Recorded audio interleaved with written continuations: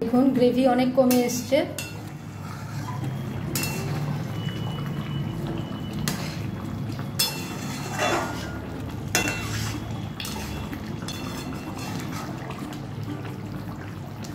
আমি তেজপাতা তুলে ফেলে দিচ্ছি।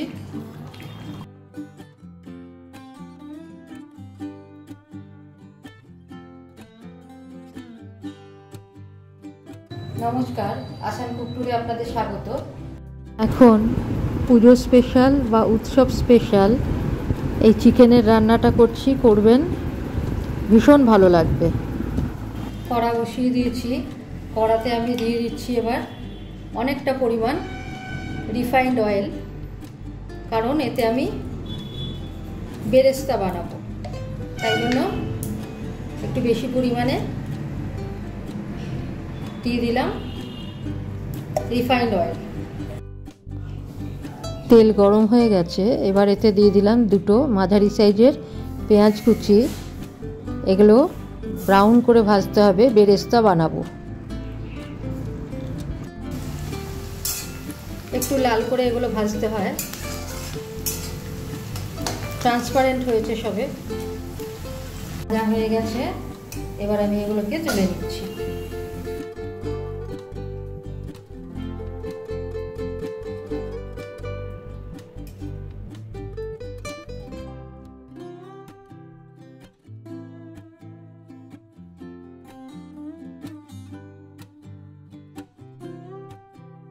ততক্ষণ আমি কি দেবো দেখাচ্ছি। আমি একটা তেজপাতাকে দুভাগ করে নিয়েছি, আর দিচ্ছি 4টে লবঙ্গ, একটা বড় দারচিনির টুকরো আর কি কয়েক টুকরো করে নিয়েছি, দুটো গোটা এলাচ, কয়েকটা গোলমরিচ আর একটা বড় এলাচ। এগুলো আমি এই তেলটা একটু ঠান্ডা করে নিলাম, এবার দিচ্ছি এতে।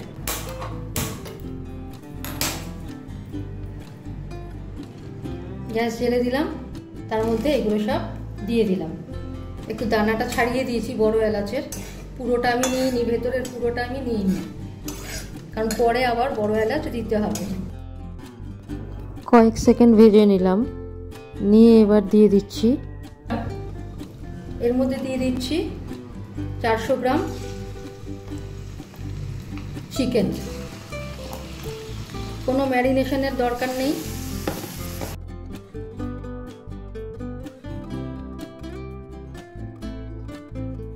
সামান্য একটু নেড়ে নিচ্ছি, নেড়ে নিয়ে এবার এতে একে একে মশলা দেব।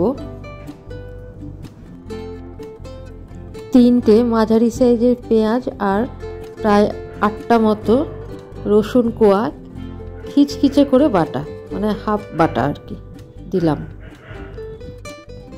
আপনারা ইচ্ছা হলে পেঁয়াজটা কুচিয়ে কেটে দেবেন, যেরকম আমি বেরেস্তার জন্য কেটেছিলাম, আর আদা রসুন একসাথে বেটে দেবেন। আমার পেঁয়াজ রসুন একসাথে বাটা থাকে যেগুলো আমিষ আর কি, আর আদা সবসময় আলাদা বাটা থাকে যেহেতু এটা নিরামিষ। এবার দিচ্ছি 1 টেবিল চামচ আদা বাটা।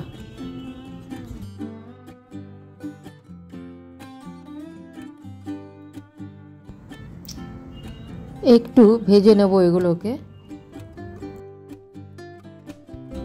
এবার এখানে আমি নিয়ে নিয়েছি 2 চামচ ধনে গুঁড়ো, হাফ চামচ জিরে গুঁড়ো। এখানে জিরে গুঁড়োটা না দিলেও পারেন, কোনো অসুবিধা নেই। আর দিয়ে দিচ্ছি 2 চামচ লঙ্কা গুঁড়ো।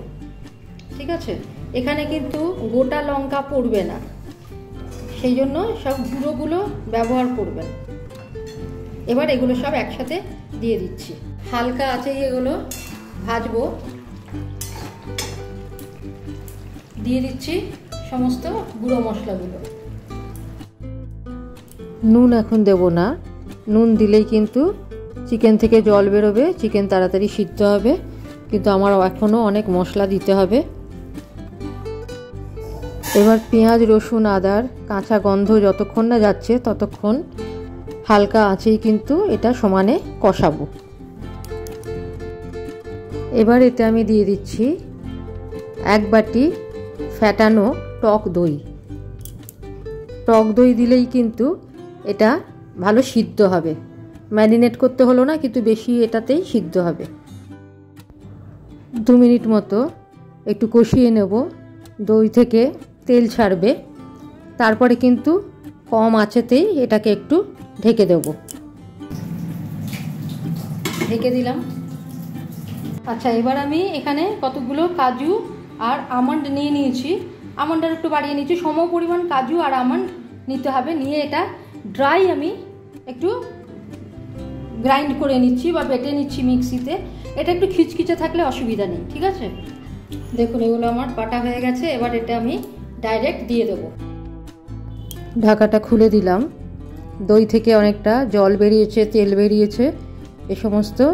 এবার আমি কিন্তু যে পাউডারটা বানালাম সেটা আমি এতে অ্যাড করব। এবার এতে কাজু আমন্ড পাউডারটা দিয়ে দিচ্ছি, দিয়ে একটু ভালো করে ঘেটে নেব। নেড়ে নিতে হবে, মিশিয়ে নিতে হবে। আবার 2 মিনিট কষাবো ঢাকা দিয়ে। 2 মিনিট পর ঢাকাটা খুলে নিলাম। এবার বেরেস্তা আমি বেটে নিয়েছি, বেরেস্তা বাটাটা মেশাচ্ছি। এই বেরেস্তা বাটাটা একদম যদি স্মুথ না হয়, মিহি না হয়, কোনো অসুবিধা নেই, একটু খিচখিচে থাকলেও চলবে। বেরেস্তাও ভালো করে মিশিয়ে নেব।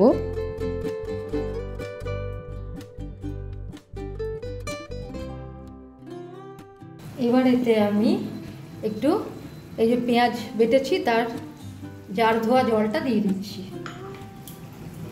পেঁয়াজটা কিন্তু শুকনোই বাটবেন, মানে বেরেস্তা, কিন্তু জার ধোয়া জলটা পরে দেবেন।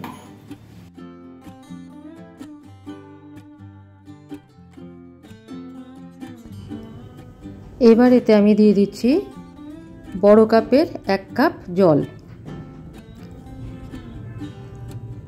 আর এই সময় আঁচটা একটু বাড়াবো। রংটা খুব সুন্দর হয়েছে, কিন্তু এখনও আমি নুন দিইনি। এবার আমাকে নুন দিতে হবে। এবার দিয়ে দিচ্ছি আন্দাজ মতো নুন। কম আঁচে দই দিয়ে যেহেতু অনেকখানি সিদ্ধ হয়েছে, তাই জলটা কম দিতে হবে। আর বেশিক্ষণ ফোটানোর দরকার নেই, গ্রেভিটা কমে এলেই নামাবো। আচ্ছা, জলটা কমে এসছে, এবার আমার নামানোরও সময় হয়েছে। কিন্তু তার আগে আরও কিছু আমাকে মশলা দিতে হবে। সেটা কি দেখুন। এবার এতে দিয়ে দিচ্ছি 4 ফোঁটা মিঠা আতর। আর কেউ ইচ্ছা করলে কিন্তু এখানে কেওড়া জল দেবেন, কেওড়া জল দেয়, কিন্তু আমি দিচ্ছি না, কারণ প্রচণ্ড উগ্র গন্ধ লাগে, আমি এটা সহ্য করতে পারি না, যার জন্য কেওড়া জল আমি ইউজ করি না। আপনারা কিন্তু দিতে পারেন।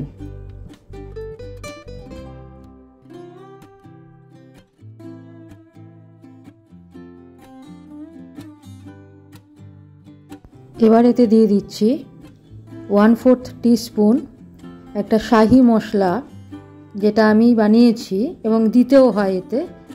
এর মধ্যে কি কি আছে বলে দিচ্ছি। আছে বড় এলাচ,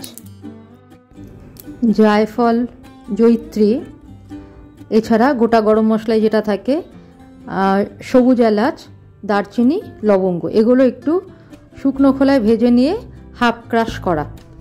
আর এটা যদি না করেন তাহলে আলাদা করে কিন্তু গরম মশলা গুঁড়োও দিতে পারেন, আর জায়ফল, জয়িত্রী গুঁড়োও কিন্তু আলাদা করে মিক্সড করতে পারেন। আমার chicken korma ready to serve. তো সামনেই পুজো আসছে, পুজোর জন্যই এই রান্নাটা দেখালাম। খেতে অভূতপূর্ব টেস্ট হয়। এবার প্লেটিং করে দেখাচ্ছি। আর chicken korma ready to serve. আজকের মতো এখানে রাখছি, পরে অন্য কিছু নিয়ে ফিরে আসছি। পুজোতে যে কোনো দিন এটা বানাবেন, অবশ্যই মনে হবে হ্যাঁ পুজোরই একটা রান্না, বেশ রেলিশ করে খেতে পারবেন। আর লাইক, শেয়ার, সাবস্ক্রাইব তার সাথে অবশ্যই করবেন। আজকের মতো এখানে রাখছি, পরে অন্য কিছু নিয়ে আবার ফিরে আসছি। ধন্যবাদ।